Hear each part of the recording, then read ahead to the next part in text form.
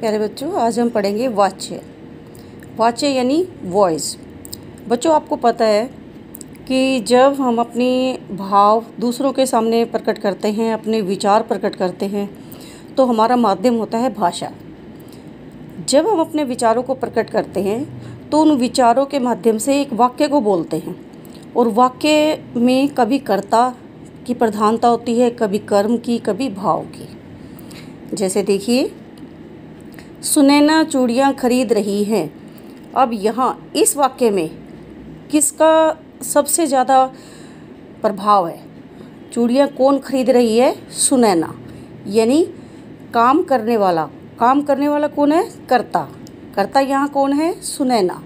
तो इस वाक्य में प्रधानता किसकी हुई? सुनैना की। सुनैना ही चूड़ियाँ खरीद रही है। अगर सुनैना नहीं होती तो चूड़ियाँ नहीं खरीदी जाती।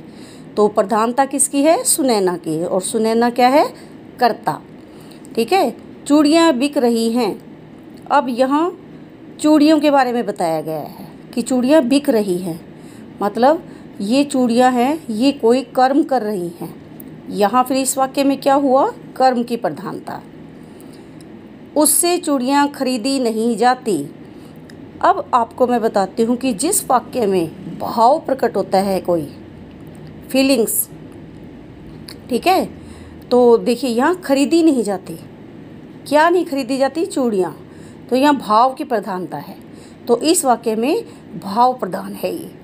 आपने 3 वाक्य देखे, तीनों वाक्यों को बोलने का विषय जो था वो अलग अलग था। यहाँ सुनैना खरीद रही थी चूड़ियाँ, चूड़ियाँ बिक रही हैं, उसने चूड़ियाँ खरीदी नहीं, उससे चूड़ियाँ खरीदी नहीं जाती। मतलब एक वाक्य में कर्ता की प्रधानता, दूसरे में कर्म की प्रधानता और तीसरे में भाव की प्रधानता। कहने का तात्पर्य है कि जिन वाक्यों में कर्ता, कर्म और भाव की प्रधानता दर्शाई जाए, उन वाक्यों को हम कहेंगे वाच्य। इंग्लिश में वाच्य को कहते हैं वॉइस। व्याकरण की दृष्टि से इसकी परिभाषा को हम इस प्रकार परिभाषित कर सकते हैं: क्रिया के जिस रूप से यह पता चले कि वाक्य में क्रिया का मुख्य विषय कर्ता है, कर्म है या भाव है, उसे वाच्य कहते हैं। मतलब कि जब हम कोई क्रिया करते हैं तो क्रिया के जिस रूप से यह पता चले कि वाक्य में जो क्रिया के जो मुख्य विषय है वो कर्ता का है, कर्म का है या भाव का है, तो उसको कहते हैं वाच्य। समझ में आ गया? अब आगे देखिए, क्रिया के मूल रूप को चलाने वाले के आधार पर वाच्य के 3 भेद होते हैं। मतलब वाच्य जो है, हमने वॉइस जो पढ़ा 3 आधारों पर पढ़ा था, तो इसी आधार को ही हम भेद मानते हैं। तो सबसे पहला है कर्तृवाच्य, एक्टिव वॉइस। जिस वाक्य में कर्ता की प्रधानता हो, मतलब जो क्रिया करने वाला स्वयं कर्ता, क्रिया करने वाले को क्या कहेंगे? कर्ता। और जिस वाक्य में उसकी स्वयं की प्रधानता होगी उसे कहेंगे कर्तृवाच्य। जैसे देखिए, नीलिमा गा रही है, बालक सो गया। अब यहाँ किसकी प्रधानता है? बालक की। इस वाक्य में नीलिमा की। अमित पढ़ रहा है, किसके विषय में बताया है? अमित। अमित कौन है?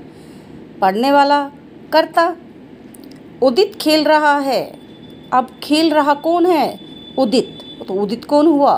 कर्ता। तो जिस वाक्य में कर्ता की प्रधानता हो उसे कहते हैं कर्तृवाच्य। ठीक है। दूसरा देखिए, कर्मवाच्य। नाम से ही आपको पता चल जाएगा, कर्म यानी जिसमें कर्म की प्रधानता हो। कर्म की प्रधानता मतलब काम की। कर्ता और कर्म दोनों होते हैं, लेकिन जो बल दिया जाता है वो कर्म पर दिया जाता है। मतलब कर्ता भी होता है वाक्य में, कर्म भी होता है, लेकिन जो कर्म होता है वो उस पर अधिक बल दिया जाता है। ठीक है। और उसके अनुसार ही फिर वाक्य में लिंग और वचन का लिखा जाता है। जैसे देखिए, आजकल आम बहुत बिक रहे हैं। अब इसमें प्रधानता किसकी है? क्या बिक रहा है? आम। आम की प्रधानता है, तो यहाँ क्या होगा? कर्म आम। यह उपन्यास यशपाल जी ने लिखा। किसकी यहाँ इम्पोर्टेंस बताई गई है? प्रधानता किसकी बताई है? यशपाल जी की। देखिए, उपन्यास की। ठीक है। नीना का चित्र बन गया। नीना का चित्र बन गया, किसकी प्रधानता है? चित्र की। पौधों को पानी मिल गया। पौधों को क्या मिला? पानी। अमित द्वारा पतंग उड़ाई गई।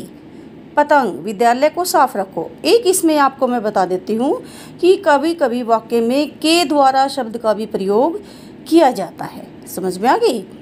आम प्रधानता होती है इसकी, कर्म की प्रधानता होती है, लेकिन के द्वारा भी इसमें शब्द में को वाक्य में प्रयोग किया जाता है। तीसरा भेद है हमारा भाववाच्य। भाववाच्य, जिस वाक्यों में कर्ता का केंद्र बिंदु भाव होता है, जो क्रिया से प्रकट होता है, ऐसे वाक्यों को भाववाच्य कहते हैं। इसमें कर्म तो होता है लेकिन उसका उल्लेख नहीं होता, भाव ज़्यादा दिखाए जाते हैं। भाव देखिए कैसे दिखाया जाता है। गगन से पढ़ा नहीं जाता। गगन से क्या नहीं किया जाता? पढ़ से का भाव क्या होता है? पढ़ा। तो यहाँ भाववाच्य है। मुझसे और गाया नहीं जाता। गा से कौन सा बनता है? गाया। माँ से खाया नहीं जाता। खाया। दादाजी से चला नहीं जाता। चला। कहने का तात्पर्य है कि इन वाक्यों में क्रिया का मुख्य भाव है, क्रिया का भाव मुख्य है, इसलिए ये भाववाच्य है। यहाँ क्रिया के साथ कर्म का उल्लेख नहीं होता। और एक फिर इसकी ये भी पहचान है कि इसमें अकर्मक क्रिया आती है। जैसे देखिए, गगन से पढ़ा नहीं जाता। गगन से क्या नहीं पढ़ा जाता? नहीं है उत्तर। मुझसे और गाया नहीं जाता। क्या नहीं गाया जाता? वहाँ से खाया नहीं जाता। क्या नहीं खाया जाता? इसका उत्तर नहीं मिल रहा हमें। तो जहाँ अकर्मक क्रिया का प्रयोग भी होता हो और भाव मुख्य हो, प्रधान हो, उसे कहते हैं भाववाच्य। ठीक है। वाच्य को परिवर्तन कैसे करते हैं? कृतवाच्य से कर्मवाच्य बनाना। कृतवाच्य से कर्मवाच्य बनाते समय निम्नलिखित बातों का ध्यान देना चाहिए। सबसे पहला जो मेन है, कृतवाच्य की मुख्य क्रिया को सामान्य भूतकाल में बदल दो। मतलब सामान्य भूतकाल में उसको बदलना है। क्रिया को कर्म के अनुसार प्रयोग करो। कर्ता के बाद द्वारा, के द्वारा या से का प्रयोग करें। मैंने आपको बताया था कि के द्वारा या द्वारा शब्द का प्रयोग हमेशा कर्मवाच्य में अधिकतर लगता है। यदि कर्म के साथ कोई विभक्ति लगी है तो उसे हटा दो। जैसे देखिए, मीना गीत गाती है, कृतवाच्य है। मीना से गीत गाया जाता है। से लग गया, जो आपने यहाँ देखा था से। माँ ने बेटे को सुलाया। माँ के द्वारा बेटे को सुला दिया गया। के द्वारा लगा। मतलब कर्मवाच्य में हमेशा द्वारा, के द्वारा या से प्रयोग में होता है। क्लियर है? कृतवाच्य से भाववाच्य कैसे बनता है? कृतरी से भाववाच्य बनाते समय निम्नलिखित बातों का ध्यान रखना चाहिए। कर्ता के बाद से जोड़ने से सामर्थ्य का भाव उत्पन्न होता है। भाववाच्य में क्रिया हमेशा एक वचन, अन्य पुरुष या आकारांत रूप में होती है। भाववाच्य का प्रयोग अधिकतर असमर्था, मतलब नहीं शब्द जो सामर्थ्य के अनुसार काम ना हो, मतलब जो काम नहीं किया जा सकता, जिसमें ज़्यादातर नहीं शब्द का प्रयोग होता है। देखिए, मैं देर तक नहीं पढ़ता, तो भाववाच्य में क्या होगा? मुझसे देर तक नहीं पढ़ा जाता। पढ़ता से पढ़ा। मैं इतना दर्द नहीं सह सकती। मुझसे इतना दर्द नहीं सहा जाता। सहन का भाव होता है ना, सह का, सहा। तो कहने का तात्पर्य है कि ज़्यादातर असमर्था होती है, नहीं का प्रयोग होता है, और इसमें एक वचन और अन्य पुरुष होते हैं। क्लियर है? आपने आज जो इस वाच्य के पाठ में पढ़ा वो दो ही बातें थी बेटा। वाच्य किसे कहते हैं और वाच्य के कितने भेद हैं। क्रिया के जिस रूप से हमें ये पता चले कि वाक्य में क्रिया का मुख्य विषय कर्ता है, कर्म है या भाव है, उसे वाच्य कहते हैं।